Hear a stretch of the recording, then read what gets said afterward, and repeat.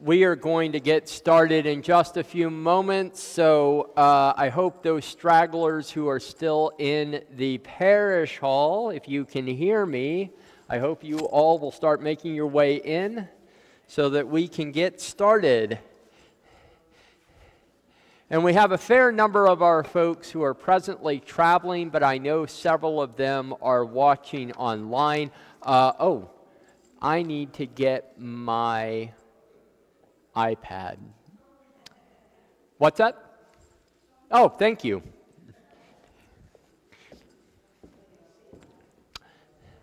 So for those of you online, Mike, are we live online? Okay, excellent. For those of you who are online, friends, you can comment in either video feed that you are watching, whether it's YouTube or on Facebook. And I will be able to monitor the chat and be able to relay any questions. Yes, yeah, relay any questions that you have.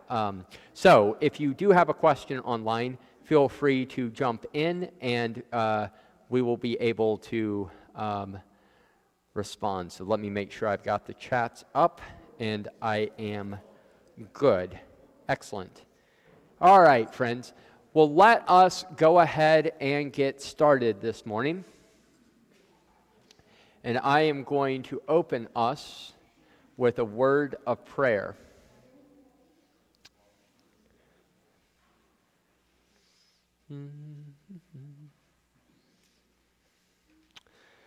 So long as I can find my app. It looks like my iPad updated and they switched around where I was expecting my apps to be. All right, folks, let us pray. Almighty and ever-living God, source of all wisdom and understanding, be present with those who take counsel in this, the Episcopal parish of St. Anne's in the Diocese of Washington, for the renewal and mission of your church. Teach us in all things to seek first your honor and glory. Guide us to perceive what is right, and grant us both the courage to pursue it and the grace to accomplish it, through Jesus Christ our Lord. Amen.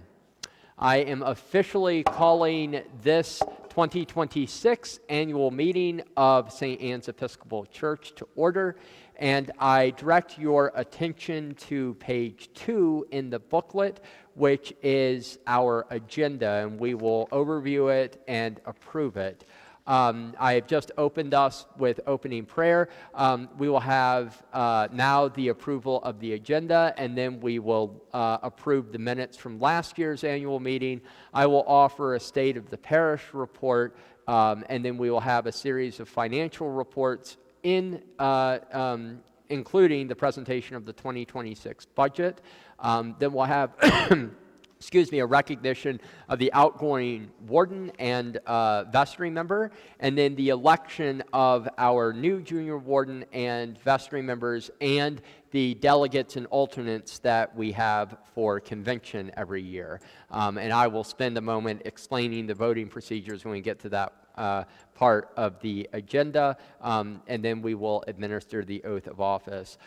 Finally, we will have a recognition of the ministry team reports, and several of those are provided in the booklet for you, but I will also provide space if there are any that would like to be presented orally as well, and we'll invite some time for any comments from the leadership team, from the current senior warden or any others that would like to speak, and then we'll have any new business, though I don't anticipate having any today, and then finally our benediction and adjournment. Are there any questions or motions to amend the agenda? Okay, hearing none, is there a motion to adopt the agenda? And motions? Okay, and Mark Ludwig seconds. Any further conversation? Hearing none, all in favor, please say aye. Aye. Aye. All opposed? All right, our agenda is adopted. I call your attention to page 3 in the booklet. From page 3 through page 7 are the annual meeting minutes from last year's annual meeting on February 2nd of 2025. Are there any corrections or amendments to the annual meeting minutes from last year? Hearing none, is there a motion to approve the annual meeting minutes from February 2nd, 2025? John Brewer motions and Mark Ludwig again seconds. Is there any further conversation? Hearing none, all in favor, please say aye. Aye. All opposed? Okay, the minutes from last year are approved. We now move on to the rector's state of the parish report. I will read this verbatim, but then I invite any comments or questions that you all have. Let's leave it at questions. I'm happy to take comments, but how about we reserve those for a time later, but I'm happy to take any questions you might have about what I discussed. I'm going to let you in on a little secret. In the years I have now served at St. Anne's, I use the images on the front of our annual report as a framing mechanism for the work I want to highlight in the prior year and for the priorities I invite us to set in the year ahead. This time last year, I used the image of Bishop Buddy kneeling down, excuse me, friends, kneeling down to talk to Anna before the confirmation service she held here almost 18 months ago. That image was a dream for us of what we wanted to be as a welcoming and family-friendly parish. I'm overjoyed this morning to recognize the strides we have made in realizing this dream for a new day here at St. Anne's. What a different place we are in than where we were 18 months, 2 years, and now 4 years ago. We have made so much progress as a parish in not only coming out of the pandemic years at the beginning of the decade, but in also seeking to further develop and prepare ourselves for the new phase of life God is calling us into. This year, I have selected an image of the cross on top of our baptismal font. And this is both in recognition of the fact that last year, in 2025, we have more baptisms here in a calendar year than we have had in over a decade. It speaks to the new life that abounds around us. But I also selected this image because I think it helpfully orients us to the important and hard work that we have ahead, both this year and very likely in the next several years to come. If you go to the baptismal covenant found beginning on page 304 in the Book of Common Prayer, we begin the covenant with a reaffirmation of our faith in the words of the Apostles' Creed. I think this is a really important point to remember. The first and primary location we have as a gathered community is as a community at prayer and in worship of the God who has created and sustains us. However, if you look at the bottom of page 304, after we have affirmed our faith, we are asked a series of questions about how we are to live out that faith in the world around us. And this year especially, I think it is incredibly important for us to think about what our lived and engaged faith should and does look like in a moment fraught with division and discord. Will you continue in the apostles' teaching and fellowship, in the breaking of the bread, and in the prayers? This past year, we continued to deepen our engagement in worship and have steadily increased our average Sunday attendance numbers over the course of the year. Additionally, our new service offerings of morning prayer and Eucharist on Tuesdays and Thursdays are getting a fair amount of streamed views, if not a lot of in-person participation. And the Bible study and forum hour offerings have launched with sustained success. Looking forward towards this upcoming year, we will look to further grow these offerings as research has shown that such opportunities are often the first touch points that visitors and new members look for in deepening their connection to faith communities they feel called to join. Will you persevere in resisting evil, and whenever you fall into sin, repent and return to the Lord? This past year, as a whole parish community, we have journeyed alongside one another in the midst of many and challenging crises of evil that we find in the world around us. From the ongoing wars and conflicts abroad, to which we seek peace and an end of hostilities, to our own domestic evils of social violence, hatred, and discord, we have, if imperfectly, walked as a congregation in discernment of our Christian call and what it means to be a voice of repentance and truth-telling in such an age. This year especially, I suspect that this call will only grow stronger. And as your priest, I am committed to giving space for us to wrestle with these issues and to also acknowledge, where needed, our own complicity in the evils that surround us. Will you proclaim by word and example the good news of God in Christ? Much of what I've already mentioned speaks to the ways in which we have and can proclaim the gospel good news in the community and world around us. But I also recognize that this too frequently feels imperfect and maybe at times less than satisfactory. I want to invite us this year into a deep contemplation through forum hour conversations, small group discussions, and other programming to really discuss and prayerfully discern what we are called to proclaim of the gospel in this age. How are we to speak a good news in a moment so perilous? How is God empowering us even now to do the work He is calling us to do? Will you seek and serve Christ in all persons, loving your neighbor as yourself? Our incredible ministries of the parish, from the food pantry to our outreach to Kane Commons to many and various other forms of community service, show again and again and again the deep and long-standing commitment we have had as a parish to serving Christ in all persons. This year, this call will only grow more necessary, and I invite us to continue the course while also being diligent about the ways in which we can be an even greater blessing and presence of peace to the community around us. I think especially of the needs and opportunities we have to serve children and families in our immediate community. And in a moment, I will speak to the ongoing work we have undertaken with Erica Serrano to realize the goal of offering affordable childcare in northern Montgomery County. We have a firm foundation on these good works, but from that firm foundation, much will be asked of us this year as needs continue to increase in the world around us.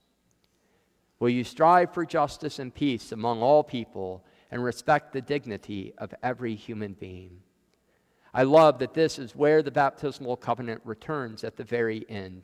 Because in many ways, the affirmations of who we say God is and how we say God is present in the world around us frames and shapes this ultimate call we have to strive for justice and to seek peace among all people. This work that permeates everything else that I have mentioned. This work permeates everything else that I have mentioned, but it is also the most vital work in some ways that lies ahead of us in the upcoming year.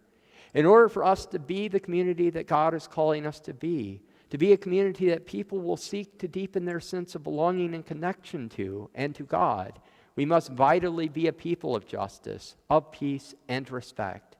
It is absolutely the work of the kingdom that we are being called to undertake. Thank you. So I invite any comments or questions you might have. All right. Well, oh, yes, Tim.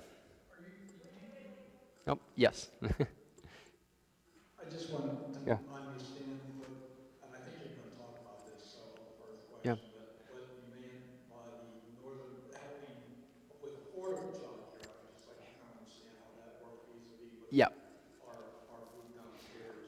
Yep. So it has less to do, and I will talk a little bit about this in relationship to the finances of the parish because it does have an immediate impact on our present financial picture for the year. But as we have journeyed with Erica towards the goal of her opening and getting launched, one of the avenues forward that we have identified is that there are a great many resources to support her, not so much us as the landlords, but to support her in getting the child care center off the ground if she focuses primarily on offering child care for needy families or for those who need some sort of subsidization. So that really goes beyond the scope of what our agreement or arrangement with her is, and it doesn't fundamentally change like the amount of income we expect to get from her per se, but it restructures kind of her approach to what the primary focus of kind of this specific child care center is going to look like, but that's a benefit for us because it speaks to a mission priority we have as a church to help support and to address the needs in our region. So not only are we addressing the crisis need of childcare, but we're addressing it in a way where we're helping those who are most vulnerable to the lack of childcare access. So, okay, other questions? All right, well, thank you, friends. We're going to go ahead and move to the financial reports. And I apologize, in order to save money, I printed the booklets that you all physically have in black and white, and I realize that's not entirely helpful in looking at the graphs. So I have sent the graphs to the AV team, and they're actually going to put them on the screen. So go ahead and put number 1 up, if you will, friends. I'm going to invite John Catlin up in a minute to talk about the 2026 budget. But I would like to spend a little bit of time with you all helping you understand the financial picture of St. Anne's as a whole in a little bit better, to understand it a little bit clearer. And I am realizing, well, shoot, I had a page in here for our designated funds that has disappeared. I think I was having some formatting issues this morning, and I am afraid that it might have gotten excised. So I will talk about that, but I will send out a digital form of the booklet, and I'll make sure that the designated funds are in there. I am very sorry about that. But I want to help us understand, step back and kind of take a bigger picture, snapshot picture of where we are as a parish. And I invite you all, if any of you have a desire to really get into the weeds on our books, I would love for you to come. I'd sit down with you. We could go over our balance sheet. But it's quite a complicated situation. And it's complicated because of kind of the nature of how our assets are held and our liabilities exist, but also because we have additionally a limited liability company that was created in order for us to sort of navigate the relationship with King Commons. And so sometimes things are a little bit difficult to understand.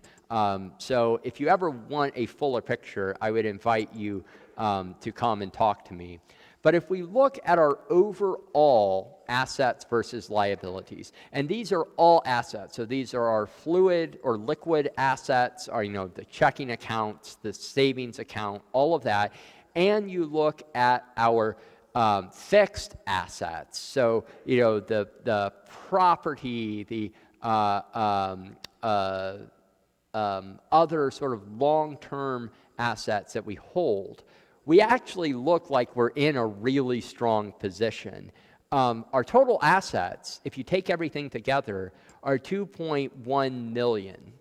And our total liability is $606,000. And that's inclusive of the outstanding amount of money we owe on the building mortgage from the 2002 build that built this sanctuary.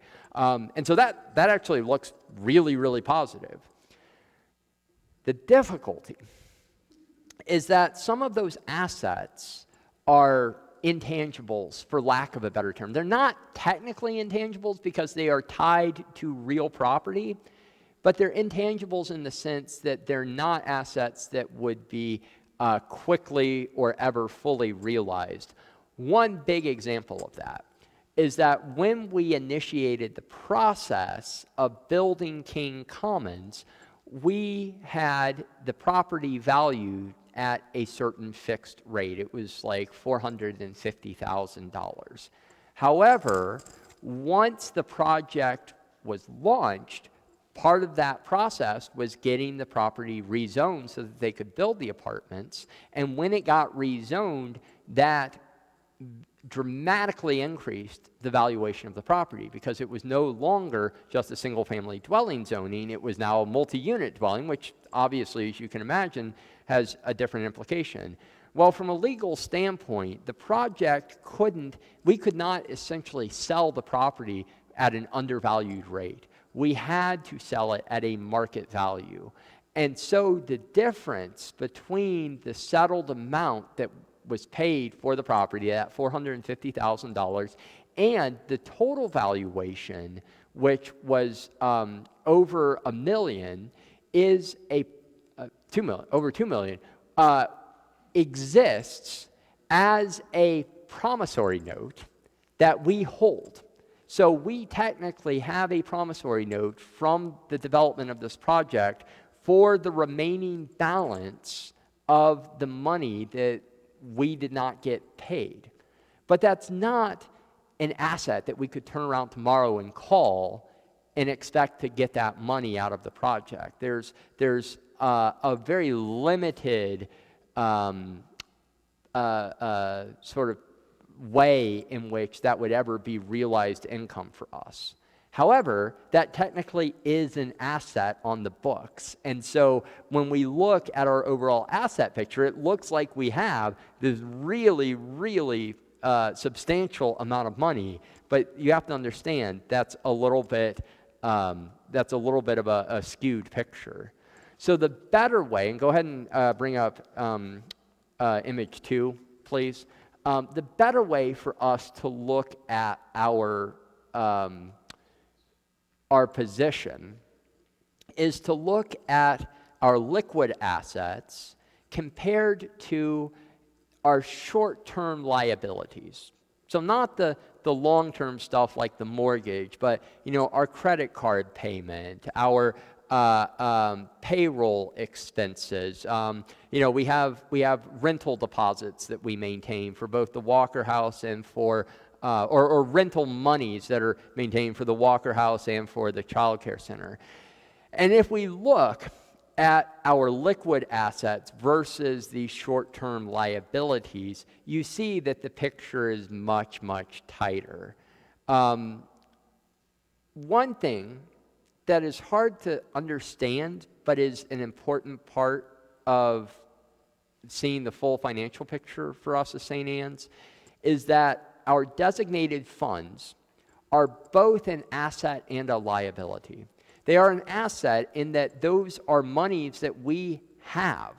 People have written checks or given money over a given portion of time, but the vast majority of that money is donor designated for very specific purposes. So unless that were to be reallocated, we can only ever use that money for that intended purpose. And as of right now, year-end 2025, our designated funds amounted to right around $189,000. Of that $189,000, about 50 of it, right close to 50 of it, is in what is referred to as a vestry designated fund, or a couple of vestry designated funds, which means that for those monies, the vestry, if they felt the need, could use that or reallocate that designation for a different purpose. For example, filling a gap in the operating budget. But the remainder of that 189 minus the 50, so $139,000, is in these donor designated funds, which we should never be borrowing against.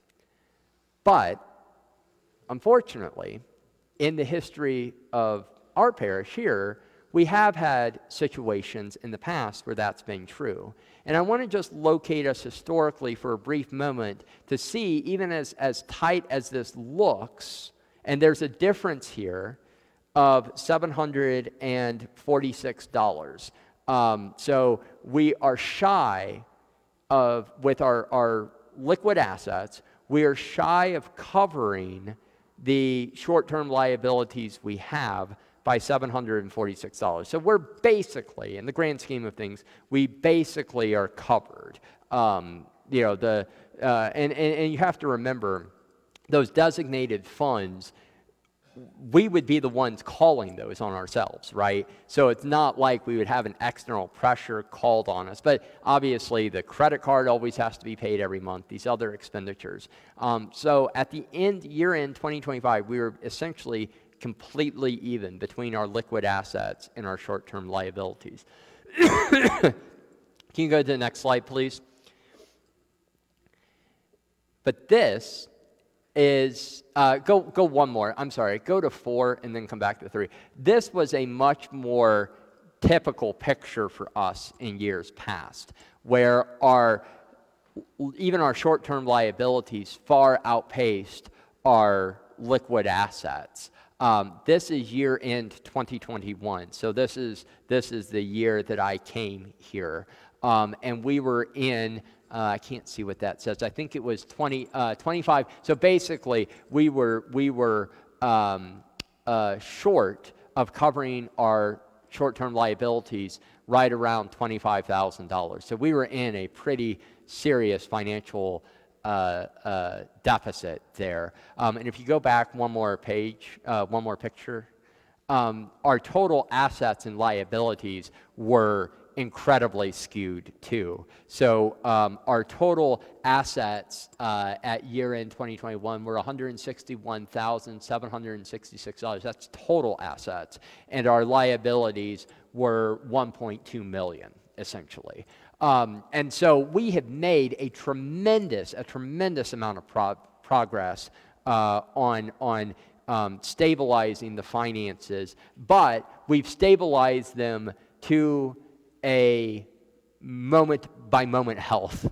So as we move forward, we're going to need to be incredibly careful. And you can go ahead and bring the images down, friends. Thank you. We're going to really need to be very careful about how we navigate our financial health going forward, because we still have a lot of volatility. You know, there's an uncertainty as to exactly when the child care center is going to get off the ground. We continue to have maintenance needs in relationship to the Walker House, which is our other significant income generating property. And we just have other challenges. You know, the financial challenges of our whole society right now, the fluctuations in the market, the uncertainty around inflation and everything else, is making the prospect of giving an uncertain reality. And I want to be honest about that. And I also want you all to feel empowered to come to the Finance Committee, come to me as your rector if you need to discuss that. If you're in a situation where you're realizing that you're not going to be able to give what you thought you were going to be able to give, let's talk about it. Let's find a path forward. It's not the end of the world.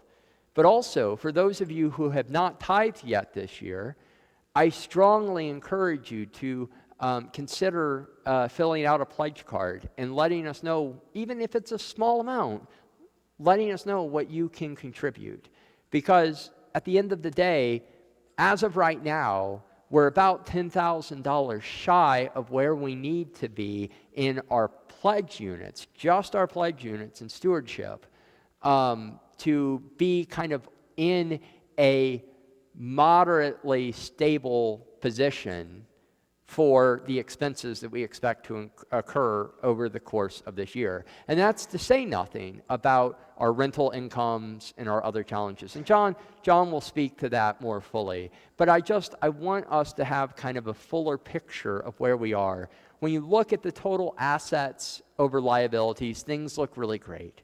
But when we really hone in and we look at those fluid liquid assets versus our short-term liabilities, you see how tight the margins are. And I want to show you our commitment to really navigating that. as well as we possibly can. If you look on page 16, which is the bottom of the year-end report for 2025, you will notice that we came out $742 ahead of a completely balanced budget. And we tried really hard this past year, to be incredibly intentional and diligent about every little expenditure because we knew things were going to be very tight. But there's only so much penny pinching we can do to keep the ministries that we are called into going. Like quite literally just keeping the doors and the lights open. That's an expenditure. And if we're really, really committed to being that presence for this community that we seem so clearly called to, we've got to be able to have the resources to make that happen. So I am going to go ahead and invite John up in just a moment to review with you the 2026 budget. But one final thing, and I hate that the designated funds didn't get in here. That's very frustrating. Yeah, let me make sure it's not in here. One way that we are looking at giving ourselves just a little bit more of a cushion. One of the donor designated funds is just shy of $5,000. And it is, no, the stained glass.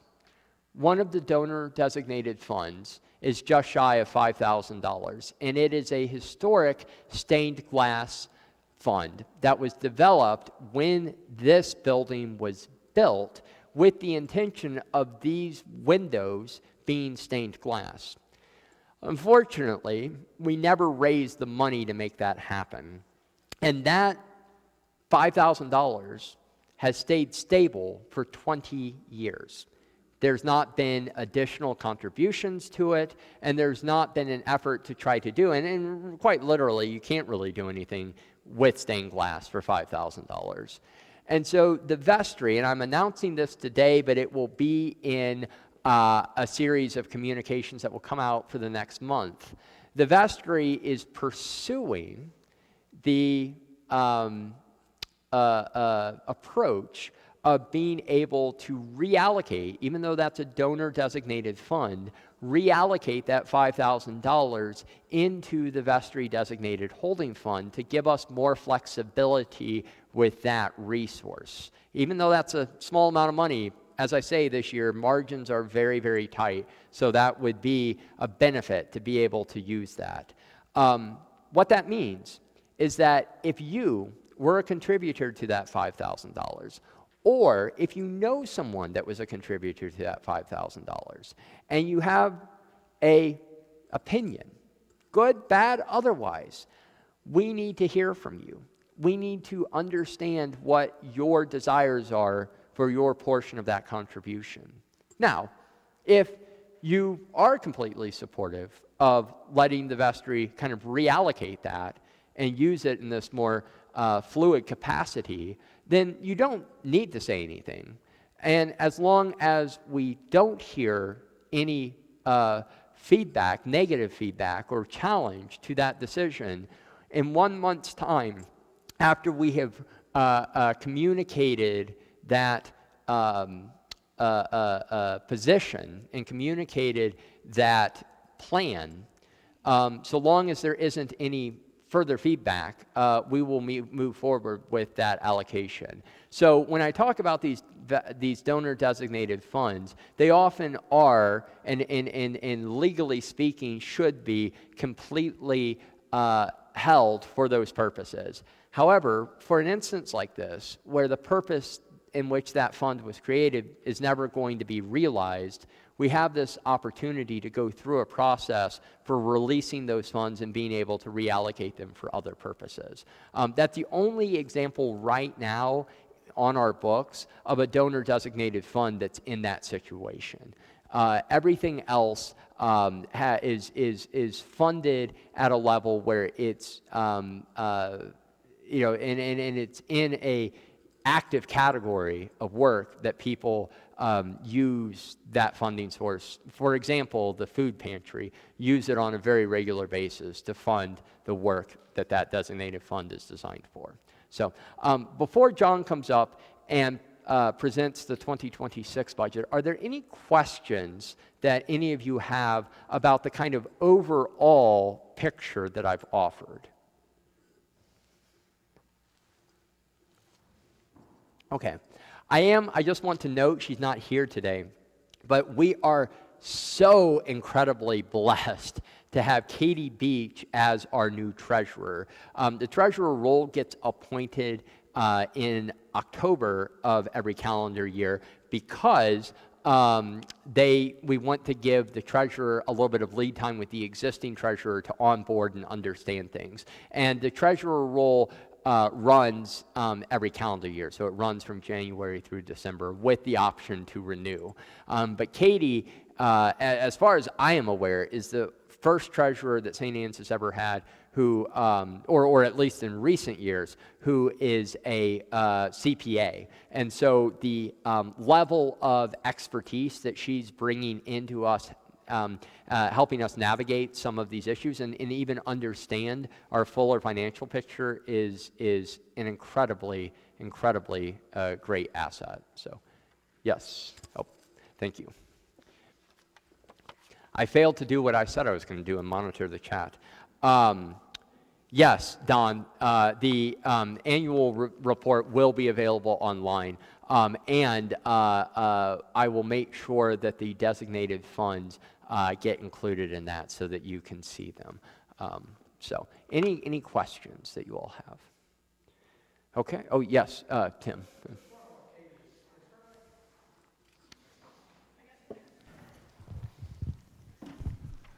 Does Katie have an expectation that she is going to be just serving for a year in that post? Or I ask because treasurers trying to get these jobs. Yeah. Treasurers seem to spend a lot of time in that role. Yeah.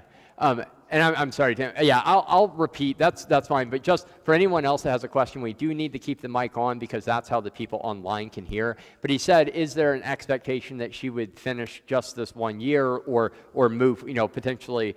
And our hope, what we talked to her about was doing this for a few years.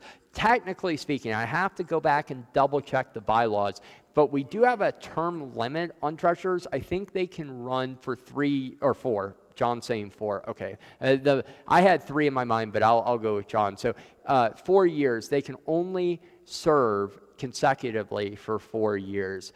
Now, I would be open to having a discussion about changing the bylaws at some point down the road if it were to be the case that we have a situation that seems to work really well and a treasurer who is willing to stay in that role. It's kind of an unnecessary burden on us at this point in our life, as small as we are, to force out a talent that is doing good work. So I do want to be sensitive to that. One other just quick aside in terms of bylaw stuff. This is the first parish I've ever served that also has a bylaw prohibition against having any kind of sustained investment accounts. You may know we have an investment portfolio that is used as a conduit for receiving stock donations. So some parishioners will pledge through stock, and what we do is we work with our broker, and he is given a specified amount of time in which that stock must be sold, and I believe the bylaws say it's like a month or 60 days. So there's just a hair's bit of fluidity he has in kind of monitoring when it gets sold, but then he has to come back, we have to authorize the sale, it's this whole thing. And what that means is that we can't have, other than like our high yield savings account, any kind of financial asset that grows over time and matures like an investment account would. And I can certainly understand, considering the financial precariousness of where we've been in the past as a parish, why we would want to translate any assets into liquid funds as soon as possible. But for the overall longevity of the parish, we may want to revisit that bylaw prohibition and think about whether that's really a practical regulation for us to maintain now. It may be, may not be, but that's something that we could potentially talk about down the road as well. So that's another topic for another day. But just to kind of give you all a little bit better of a picture overall of the finances. So, any other questions?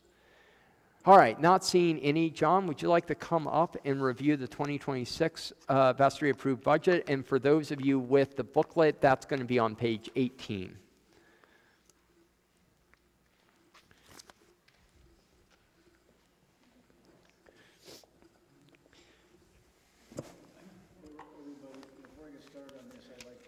Give a shout out and thanks to our finance committee. I hope I don't miss anybody. Joan Ward is our bookkeeper, and she does all the hard work of keeping track of everything day to day and making sure the bills get paid and what have you. Chris Matthews is our sort of accounting person that works with Joan a lot and keeps us on the straight and narrow. Of course, we have Katie now as the treasurer, who's also in accounting. My background is engineering. I know numbers, but when it comes to accounting, but it just blows my mind. The rules are different. And then we have Peggy Owens handles all the incoming stuff that comes in through Realm and what have you, and with the calendars and the statements that you all get. And Marty Moore with fundraising activities. And I hope I didn't miss anybody. Of course, Father John has been helping us out too. We meet once a month on Zoom before the vestry meeting and talk about where we are. All right, let's get into next year's budget.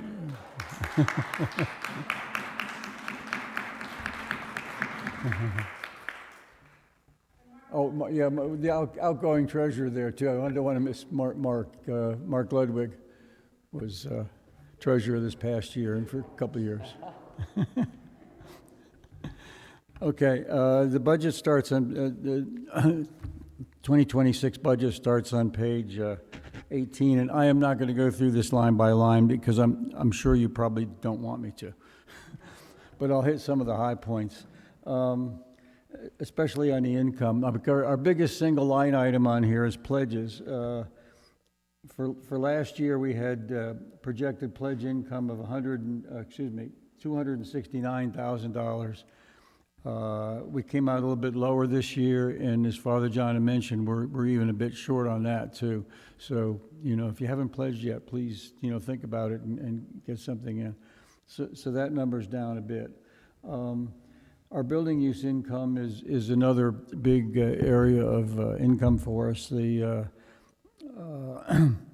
The denial, the daycare people are paying rent now, even though they haven't started daycare yet, and so that number is up for the year. And the Walker House rental, the lease is up end of April, and so we're projecting somewhat of an increase in that. Golf tournament, that number is down. Of course, as you know, last year with the unfortunate passing of Bailey Moore, and the golf tournament is sort of transformed itself. It's no longer going to be a St. Anne's fundraiser. It's going to be the Bailey Moore Memorial Golf Tournament. However, the Moore family does recognize that a large portion of the help in setting it up is done by volunteers from the church, and so they're setting up a separate charitable group to do the golf tournament. It's not under our name, but they had offered to reimburse us for the volunteer work that we put into it. and that's why that number's down a bit for this year. Last year, it was, we actually, what came in was over what was budgeted. And I don't think the other things changed too much. If I can get to page 17 here. Okay, so in the middle of, it's at the top of page 19, you can see our total revenues that we're projecting is this is the right-hand column is $3,300 less than it was last year. Now for expenses, typically we have, in a lot of cases, more control over that. We get input from various committees and people who are monitoring some of the things that we spend money on, like the contract for the cleaning service, I know, and the building maintenance and the grounds maintenance, and people give us feedback on that, things like flowers or what have you. Some of it is a matter of seeing what we spent last year and where we think it's going this year. I mean, like software is a big item now, and we have these various applications that we're using. Realm is a big one, but there's other things that we use too for communications and what have you. Utilities, we're comparing with last year. Potentially we could go over this year because when we put the budget together, we weren't anticipating this cold blast of air we're going to get for all these weeks. So we just work on those. The biggest single item of expenditures we have is the salaries for the rector and the music director. And a lot of this guidance comes from the diocese. They have salary guidelines which we adhere to. Some of the stuff is calculated based on just the way things work, like the payroll expenses is the Social Security match that we have for employees. That applies to Rachel. It doesn't apply to Father John because clergy are handled differently. But this is all worked into the calculations. And the same thing with supply staff. They give us guidance on that anyhow. So if we go over to page 22, the bottom line is we're actually projecting a deficit of $9,400. I should point out one other big item on there is, the mortgage is a big item, but that's just off the amortization table, so that's no big deal. Okay, sorry, I'm gonna stick my head down here and then paper. For outreach, the biggest single item there is a diocesan pledge, and what we've penciled in for this year is the same as what we pledged last year, and so we came out pretty close, hitting the nail on the head. Potentially we have some flexibility in this number because the diocese doesn't want us to give to them such that it puts us in financial straits here. But they are starting something new, I guess it's starting next year, where they expect the congregations to donate 4% of income from, is it pledges plate and... any other income, like rental income, any other...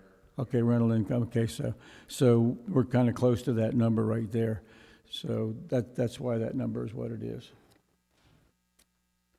Anyhow, so they say the bottom line is we are about $9,400, projecting $9,400 in the hole, even with the pledges not coming up to what we have budgeted. So, if there's anybody out there that would like to pledge, please do. That would help us out tremendously. Are there any questions? Chris? Oh, who's got the mic there?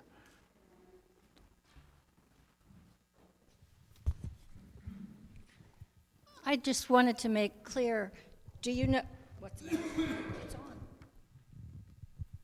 Can you hear me? Close? What is the actual pledge number right now? Not the budgeted number, what is the pledge number?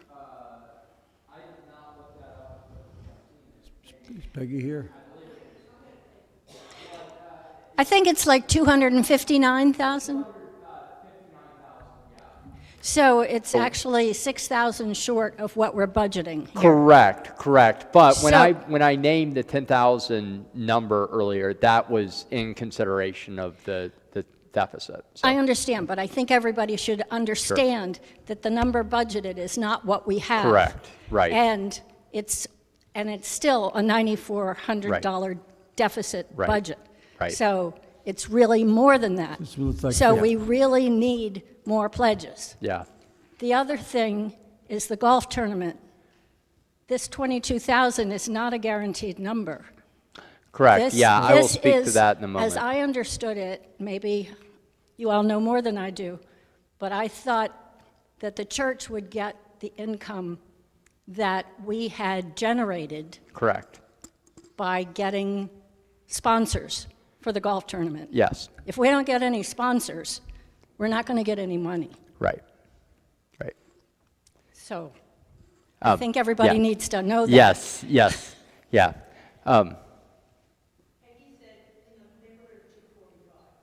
245 Really? instead of 265. Yeah, let me,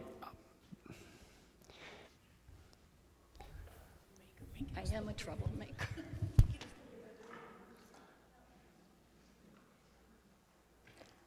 Does somebody else have a question I can address while Father John's looking that up? yeah. Tim? Pam? Okay.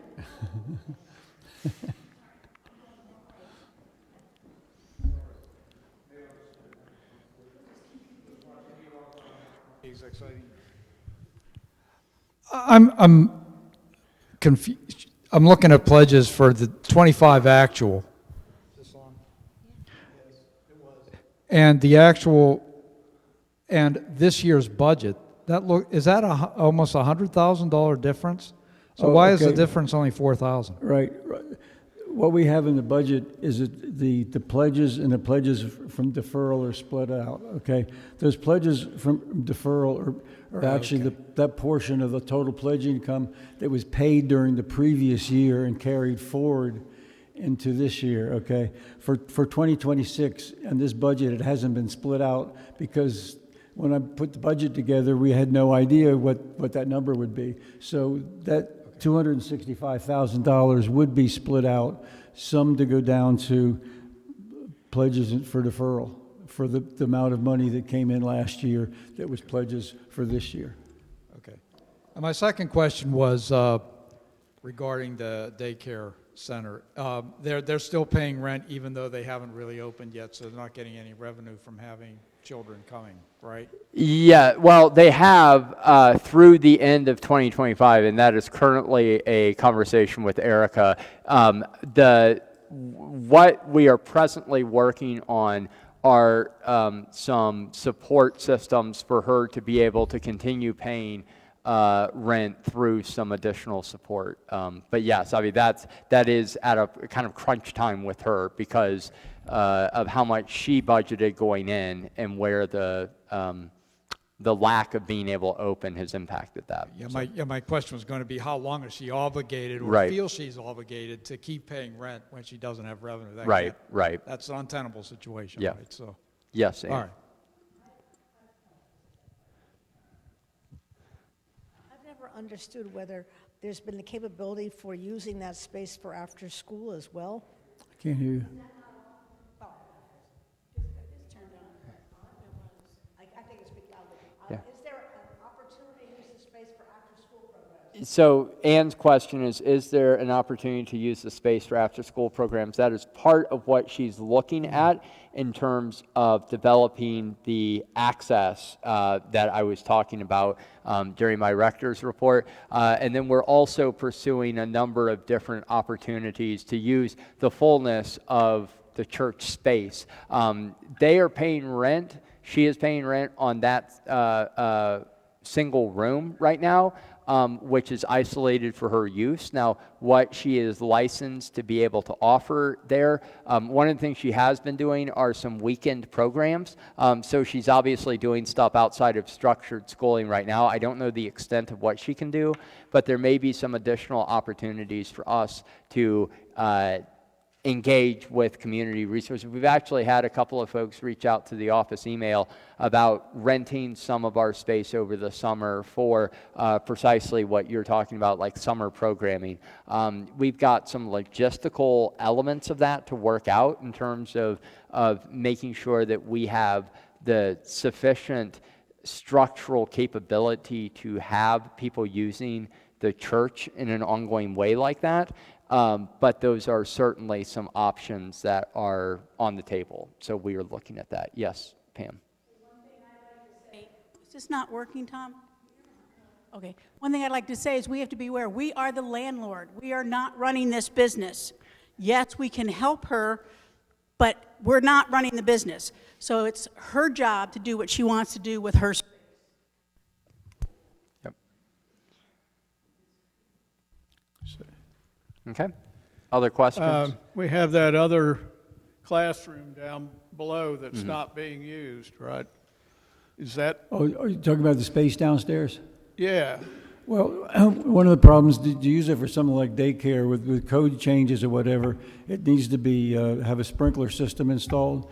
And as you may be aware, we were authorized, not paid, authorized a grant thank you. last year to do that. Whether it's enough or not, that's another story. so we couldn't use it now, we couldn't Okay, rent yeah, that. and anyhow, you're talking about there's a lot of planning and then construction Right, to do that, yeah. to be able to use that space. And so Okay. we're not anticipating that happening in 2026 at all, as far as being able to use it. We, within the last week, we got an inquiry from some teachers in Montgomery County that want to rent some classroom space during the summer for some program they have. But we couldn't do that, right? They couldn't use that classroom without, Yeah, I'm not sure that they could, I don't know. yeah. I don't And know. it's certainly, I mean- You know, it's, Yeah.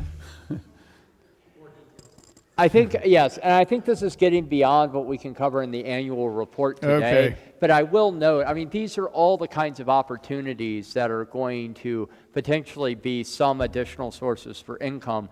But as I mentioned, and as John has mentioned, and as Chris has mentioned, where we are financially is really, really precarious right now. Even though we're coming into the year with kind of level set of help, a lot of that changes moment by moment. And one of the vital pieces of this is getting our pledges in. We only have, I think maybe the miscommunication, we only have 45 pledge units in right now. Is that correct, Peggy? But that 45 amounts to 251,000. So we are significantly short. I was thinking it was 255, but yeah, we really need to get more pledge units in. So if you have not pledged yet, please reach out to me, to the Finance Committee, to Peggy, and let us help you with that in any way that we can. So. yeah, 45 pledge units is, I mean, historically, we've been up in the 60s and even in the low 70s, so Yeah. that's not particularly good for us. Yeah. Anything else? All right, well, All right. thank you. Thank you, friends. We will continue on now with our next order of business, which is the recognition of our outgoing outgoing junior warden and the vestry members that will be stepping down as well. So first, I would like to actually do that in reverse order. Steve, is Mark still here, or is he taken off? Mark? Well, I don't know where Mark is, but Steve, please come forward. And we have a tradition in recent years here, at least as long as I've been here, of providing St. Augustine prayer books, which are a wonderful resource. And you have one on order, but when I went to get them, they were back ordered. However, we also have these incredibly lovely recognition plaques that I'm going to present Steve with, and it says, "In appreciation of your service to the Lord, well done, thou good and faithful servant," quoting Matthew 25:21. So we'll present this today, and you will have a St. Augustine's prayer book coming on order. And I have to say, we are very, very sad to lose Steve, not only in his years of service in total at the church, but specifically these last several years on the vestry. He has been our secretary, which may be the most thankless job on the vestry. So we've so appreciated your labor of love for us. So thank you very much. Yeah.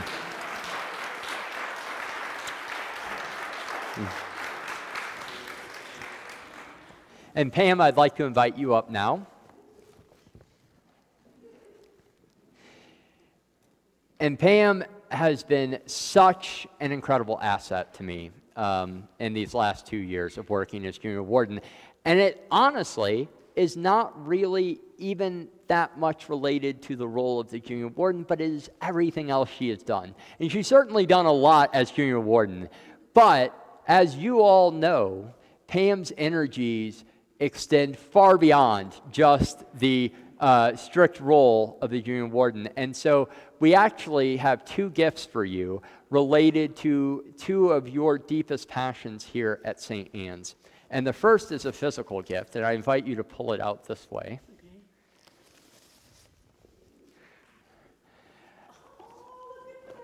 And it is a framed photo of the bishop's visit from November of 2024, because I mentioned this in my report, but that was really an aspirational photo at the time we took it.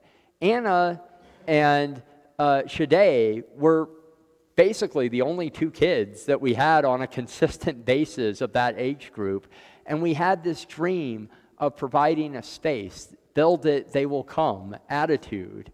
And look at where we are today. Look at how many kids are so consistently here. And a lot of that is thanks to you, Pam, and everything that you've done. And I want you, when you see that photo, to remember all that you've done. And so many of you don't know this. One of her weekly rotations was to go through and make sure everything was ready for the kids' corner every single week. And so this was really been a labor of love for her. But then the other, because we know how passionate you are about the work of the diocese, and I don't know how many of you know this, Pam is one of our few cradle Episcopalians, not only cradle Episcopalians, but cradle Episcopalians to the Diocese of Washington, having grown up at St. John's in Norwood, St. John's in Norwood, and actually serving as the first female acolyte at the National Cathedral.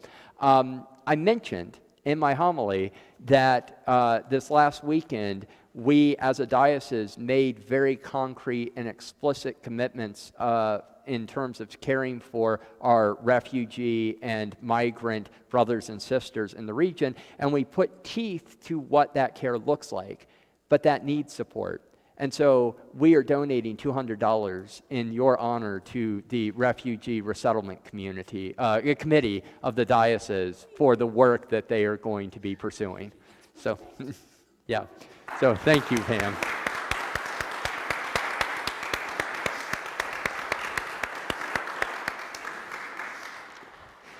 And now, friends, we are going to move forward with the election of our new junior warden, vestry members, and delegates. So, just a note, because I don't see several of our nominees, and so we will do the oath of office at a time when they can be present. For our voting procedures, I will kind of announce them by category, and then we will vote. The way that we traditionally vote on nominees here at St. Anne's is that we open the process ahead of time for any additional nominations, and as none have been received, we move directly into the voting process when we come to the annual meeting every year. So the nominees this year for junior warden and the 3 vestry positions that are open are John Brewer for junior warden, Lanre Okusanya, who is currently on vestry and is standing for a second term on vestry, and we really appreciate that. And then Paul Borgia and Don Ward as our 2 new vestry members. As we don't take nominees from the floor, we will go ahead and move towards a vote. So is there a motion to elect John Brewer as junior warden, Paul Borgia, and and Don Ward as new vestry members? So Ann motions and Lynn seconds. Is there any further discussion? Hearing none, all in favor, please say aye. Aye. All opposed? All right. Thank you. And then our second set of elections that we do every year is to elect our delegates and alternate to the diocesan convention. And those standing for election this year, and actually it's re-election or reappointment, are Mark Ludwig and Steve Potusk as our delegates and Mary Pacey as the alternate. Is that, no? Oh, Peggy Owens, thank you. Peggy is standing as the new alternate for diocesan convention. Again, we don't receive nominations for the floor, so is there a motion to approve Mark Ludwig, Steve Potusk as delegates, and Peggy Owens as the alternate? Pam motions, and Vic Mills seconds. Thank you, Vic.